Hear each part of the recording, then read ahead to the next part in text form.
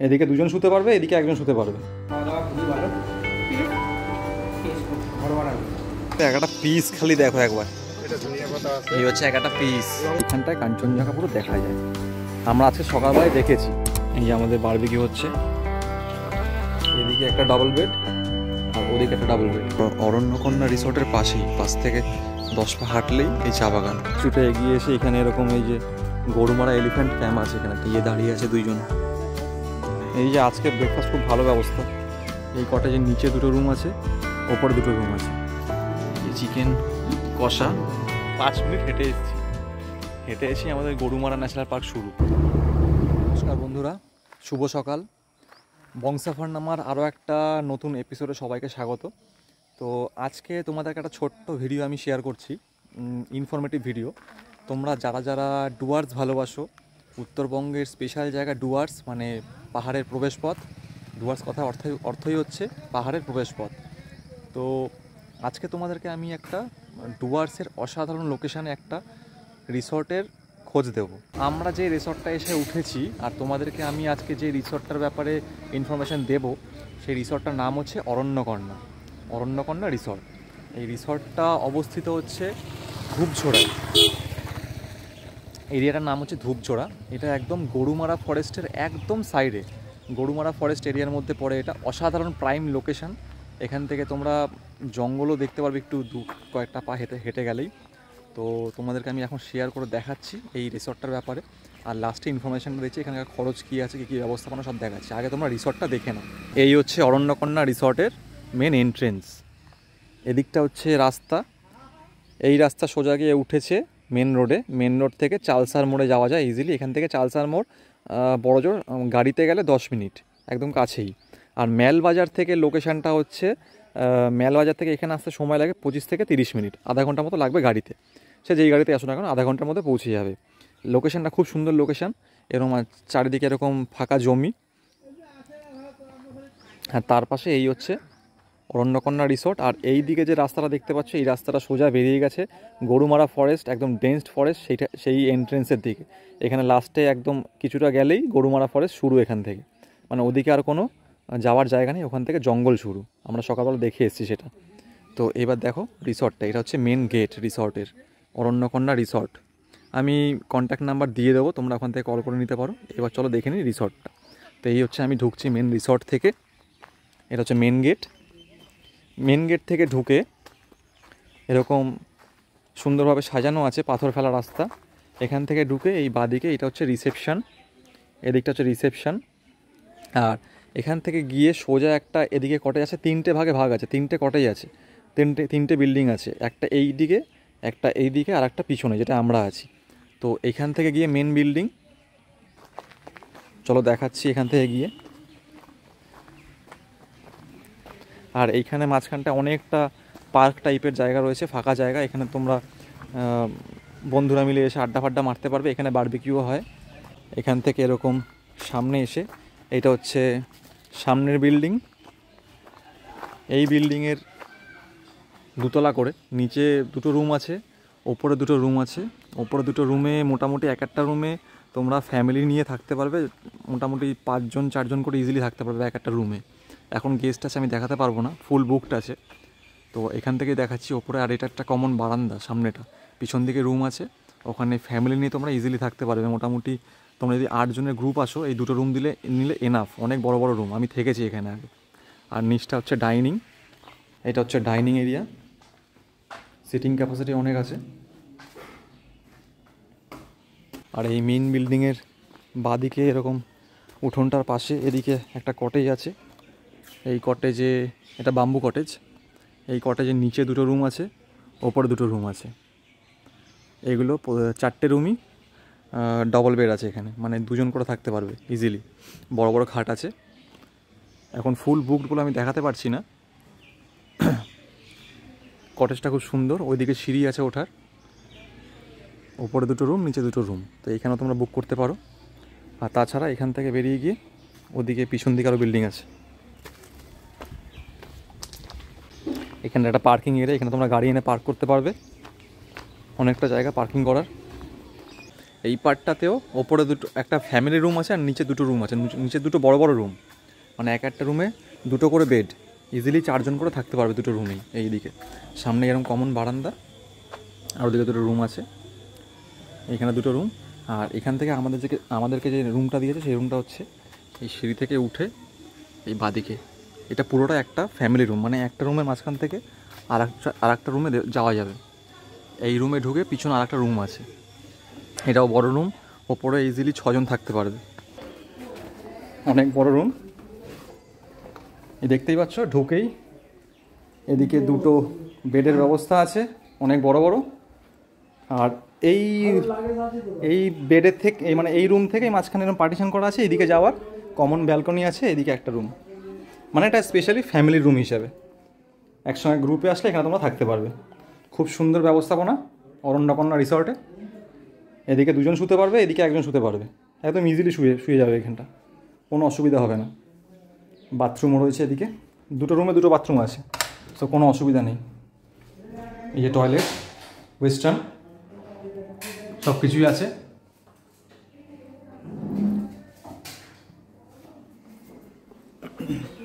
আর একটা কমন বারান্দা আছে এখানে,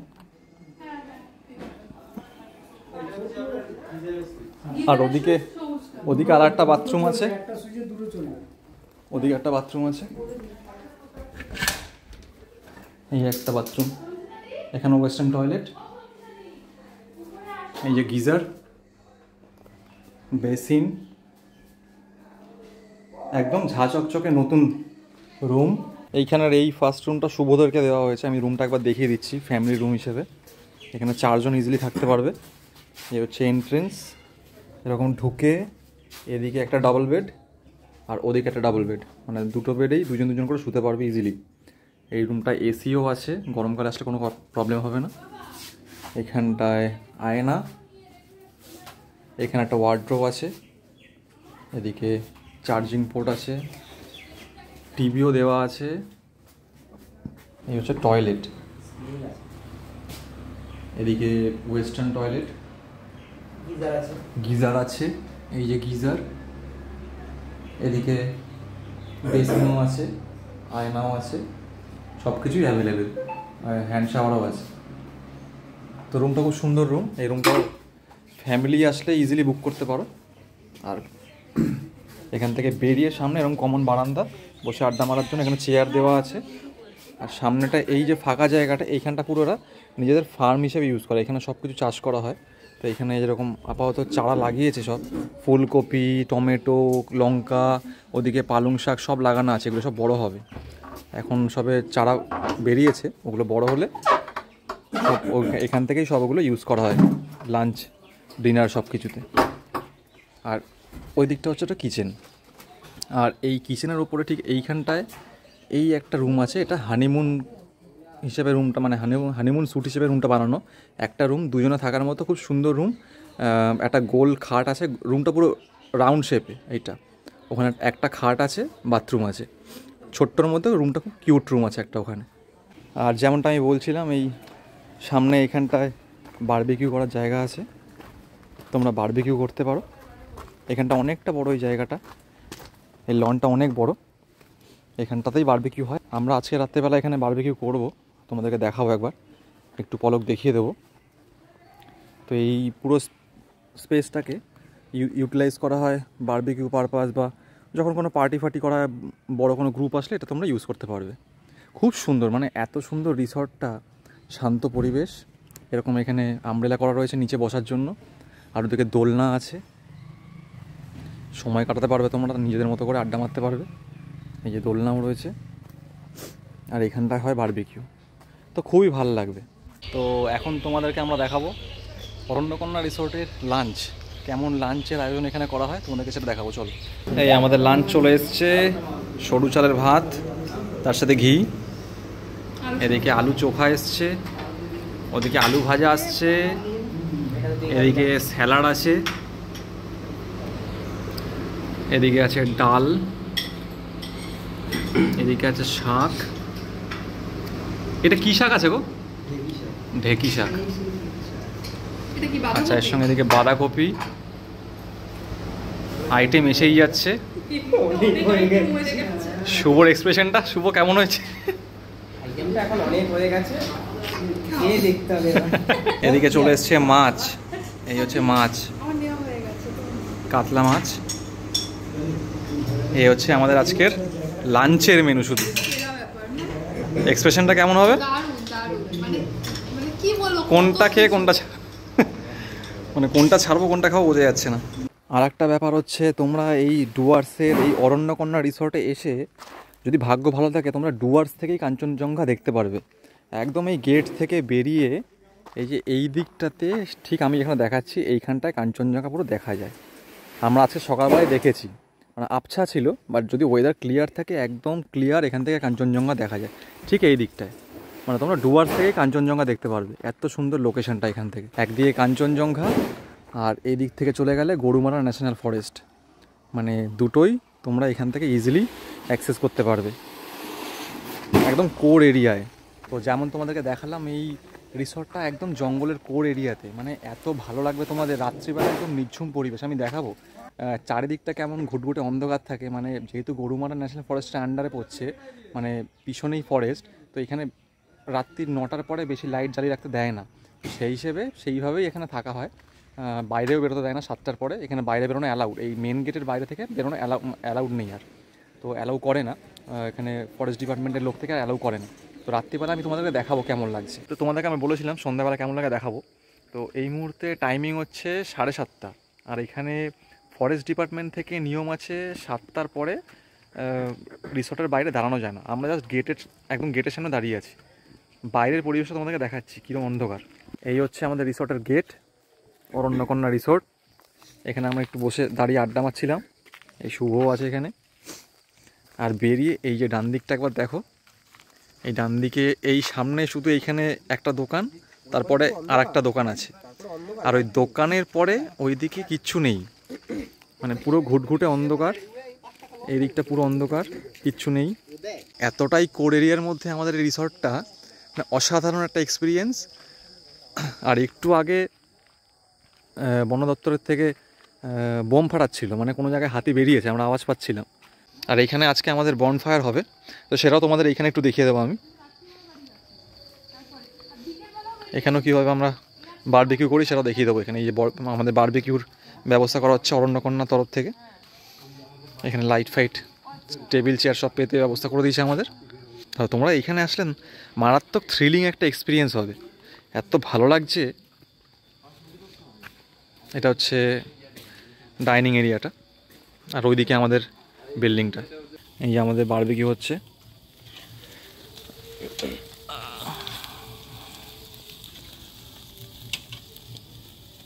শীতকাল হলো জমিয়ে, তো এরকম নিয়ে চারিদিকে বসে আগুনের সামনে বেশ ঠান্ডাটা পড়লে মজাই আলাদা। এখানে সবাই বসে পড়েছে, এই যে রাউন্ড টেবিল, এদিকে বারবিকিউ হচ্ছে, অনবদ্য ব্যবস্থা। চলে এসেছি ডাইনিং হলে ডিনার করার জন্য। এই যে সবাই বসে পড়েছে, এখন ডিনার হবে আমাদের। এই যে আমাদের ডিনারের মেনু, আলু ভাজা, ওদিকে সবজি, এখানে ডাল, তার সাথে চিকেনও আছে, আর যে ভাত তার জন্য ভাত আসবে, আর যে রুটি খাবে তার জন্য রুটি। আমরা আমাদের রিসর্ট থেকে একটু বেরিয়েই সামনে চা বাগান, তো তোমাদের দেখাচ্ছি সেটা।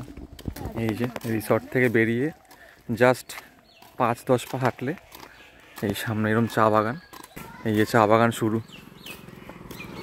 একদম আমাদের রিসর্টের পাশেই, অরণ্যকন্যা রিসর্টের পাশেই, 5 থেকে 10 পা হাঁটলেই এই চা বাগান। আর তার মধ্যে এদিক থেকে ওই দিকটা গেলে আবার ওদিকে নদীও আছে, আর মূর্তি নদী একদম পাশেই। তো তোমাদেরকে দেখালাম এই অরণ্যকন্যা রিসর্টের খাওয়া দাওয়া কেমন, এখানকার রুম কেমন, ব্যবস্থাপনা কেমন, সবই দেখিয়েছি। তো এইখানকার খরচটা এবার তোমাদেরকে একটু বলে দিই কেমন খরচা। এখানে তোমরা ফুডিং লজিং নিয়ে তোমাদের যে খরচাটা, আমরা যেরকমভাবে ছিলাম প্যাকেজে, সেই প্যাকেজে এখানে আসাটা বেটার। তো আমরা যে প্যাকেজটায় ছিলাম সেই প্যাকেজটা হচ্ছে ফুডিং লজিং হিসেবে আমাদের পার হেড পার ডে পড়েছে 1200 থেকে 1400 টাকার মধ্যে পড়েছে। আমাদের পড়েছে 1300 টাকা করে পড়েছে। তো এটা সিজন অনুযায়ী ওঠানামা করে। তোমাদের পিক সিজনে আসলে, যেরকম ডিসেম্বরটা পিক সিজন, এই সময় রেটটা হাই থাকে, আবার অফ সিজন থাকলে সেই সময় রেটটা একটু লো থাকে। তো তোমরা সেই হিসেবে বুক করতে পারো। মোটামুটি তোমাদের 1200 থেকে 1400-র মধ্যেই হবে। 1200, 1300, 1400 per head per day fooding lodging হিসেবে নেয়। আর বুকিং নাম্বারটা আমি স্ক্রিনে মেনশন করে দিচ্ছি, প্লাস ডেসক্রিপশন বক্সে দিয়ে দিচ্ছি। তুমি সেখান থেকে সেটাকে ডেসক্রিপশন বক্স থেকে তোমরা কল করে নিতে পারো, কল করে ইজিলি বুক করে নিতে পারো।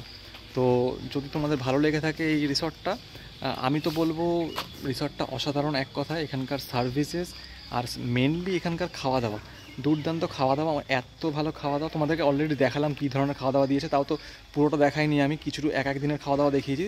বাট প্রতিটা দিন এত সুন্দর ঘরোয়া খাওয়া দাওয়া আর একদম বাঙালি খাওয়া দাওয়া, লাইটের ওপর খাওয়া দাওয়া, খুব ভালো খাওয়া দাওয়া।